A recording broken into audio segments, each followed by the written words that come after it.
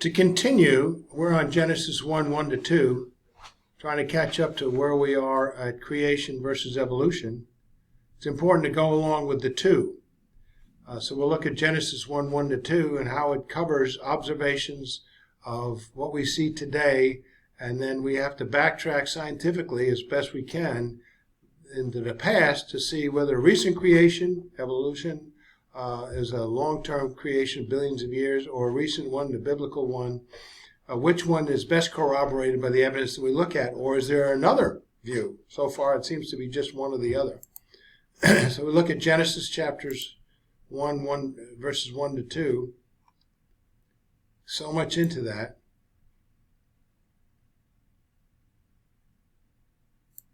Genesis chapter 1. And we left off in the article with the weight of the scientific data is heavily on the side of a recent creation.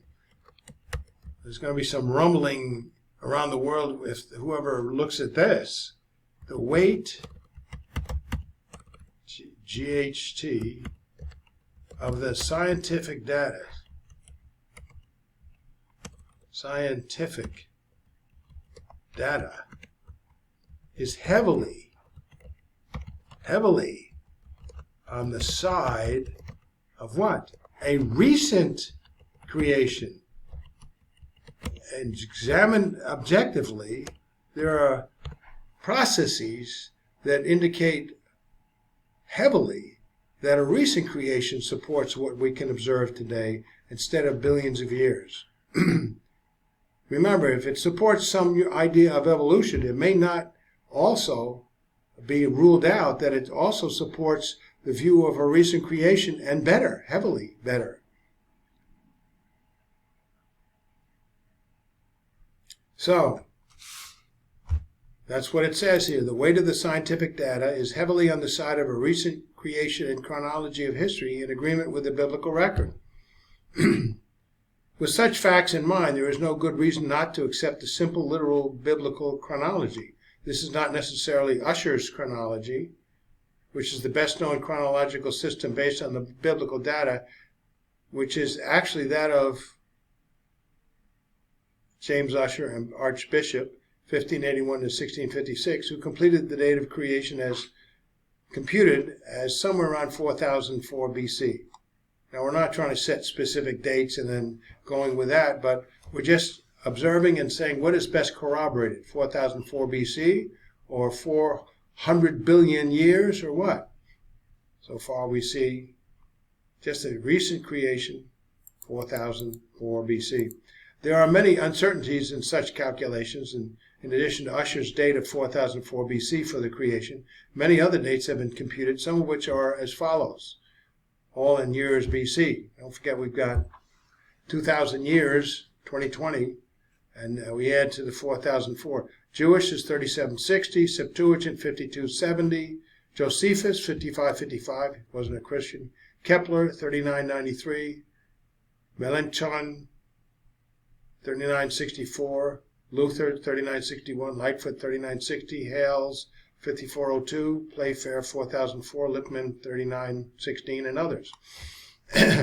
In addition, all of the above calculations assume the completeness of the genealogies in Genesis 5 and 11. Many writers have argued that one or more gaps of unknown magnitude may be assumed in these lists, especially Genesis 11. But in any case, they cannot be stretched sufficiently to accommodate modern evolutionary chronology, which places the origin of modern man at about 3 million BC, rather than totaling more than 5,000 years in these chapters without rendering the record irrelevant and absurd. Consequently, the Bible will not support a date for the creation of man earlier than about 10,000 BC. Now we look. God said it was very good and not ruined or chaotic. There's another point. So the gap theory, or previous period of billions of years of animal plant death, or another race of humanity, is not supported by Scripture. Henry Morris states on this, God has now completed his work, but before settling down to rest in contemplation of what he had produced, as it were, he first surveyed it all and pronounced the whole creation to be very good. 6 times before he had seen that what he had made was good, but now that it was complete with every part in perfect harmony with every other part, all perfectly formed with an abundance of inhabitants, he saw with great joy that it was all literally exceedingly good. On each previous day, the account had concluded by saying literally the evening and the morning were a 5th day, and so on. But now it says the evening and the morning were the 6th day, the definite article occurring for the first time in this formula, thus also stressing completion of the work. This one verse is itself sufficient to refute any theory which tries to accommodate the geological ages concept in the Genesis record of creation. Christians should read each separately and see that they don't correspond that way. Everything in the universe, the next verse specifically includes all the host of heaven in its scope, was still at this time exceedingly good, and God's own omniscient judgment. This is in his judgment, not ours. There could have been nothing that was not good in all creation. No struggle for existence, no disease, no pollution, no physical calamities, earthquakes, floods, etc.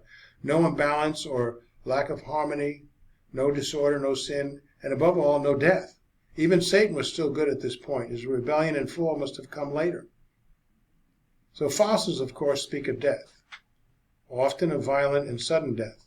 They also speak of disease and injuries, of storms and convulsions, and natural disasters. In short, a world like the present world. The whole creation groans and travails in pain together, Romans 8:22. Since death only entered into the world when sin came in through man, Romans 5:12, and since the whole creation was very good before man sinned, it is as obvious as anything could be that the fossil record now found in the sedimentary rocks of the earth's crust could only have been formed sometime after man sinned. The fossils could not have been deposited either before the 6 days of creation, as in the gap theory, or during the 6 days of creation, as according to the progressive creation day-age type of theory that Christians try to impose upon the Bible. How could God have possibly looked upon a world of struggle and travail and looked into the rocks to see the remains of billions of dead animals, as well as human-like creatures, and then described it as all exceedingly good? Such a suggestion, in fact, makes God out to be a monster, not the God of all grace. Who cares for every sparrow? Not the God of love and mercy. Therefore, too kind to create a world by such a process as suggested in the geological age concept. The God of perfect wisdom, therefore, certainly able to devise a better way than that. The God of omnipotence, thus fully able to create by such a better way, and the God of infinite order, not the author of confusion and of wasteful inefficiency, which is implied in if the fossil record is indeed a record of pre-human earth history as revealed in the Bible. On the other hand, the cataclysmic events of the great flood in the days of Noah are quite sufficient to account for all the phenomena of the sedimentary rocks in the fossil record. All the time of man's creation, however, the whole universe was a beautiful, perfect creation, the finest that the mind and heart of God himself could devise for man. Recall, though, until the fall. So we're still in Genesis 1:1-2, but looking forward to see, in the beginning God created the heavens and the earth. That's the overall statement. Now we look at verse 2 more carefully. And on the earth it was formless and void, and darkness was over the surface of the deep, and the Spirit of God was moving over the surface of the waters. So point 9, the earth at this stage was formless, void of life, watery and dark as God the Holy Spirit continued his creation work. Darkness was over the surface of the deep. There was darkness over the earth, not as many maintained because evil had entered creation through false Satan, but simply because God had not yet created light. Let's keep it as it says. Refer to the next verse, verse 3, about light. The explanation of the darkness before the light is a basic and simple one, which is well expressed by Dr. Ball. Why, if God created man and the entire universe in literal days, did he begin with night instead of day? Well, God used the Hebrew mind to display the revelation of his word. The Hebrew mind begins the day with the night. That is, the succeeding days begins at 6 o'clock the preceding evening. But of course, the Hebrews got that idea from God. Why does God begin with night? God begins with night and nothing, and creates that which brings glory unto himself. Why is that so difficult? So, Henry Moore states, the idea that God being light could not create a world in darkness is invalid. God himself said, I form the light and create darkness. Isaiah 45:7. The physical universe, though created, was as yet neither formed nor energized, and light is a form of energy.